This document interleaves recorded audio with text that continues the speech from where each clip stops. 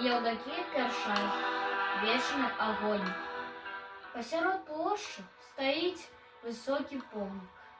Перад ім гарыць вечны огонь. Да помніка прыходзяць людзі, і старыя, і маладыя, і дзеці. Стаяць, маўчаць. Многія сюды прыносяць кветкі.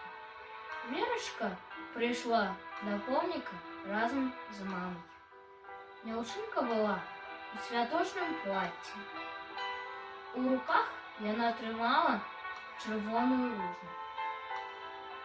Шапацела лісце ліп, варушыліся стужкі на вянках, што прынеслі людзі да помніка.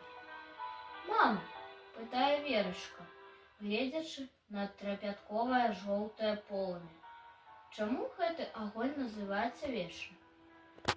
«Таму што ён ніколі не згасне і будзе напамінаць пра тых, хто загінуў за нас з табой.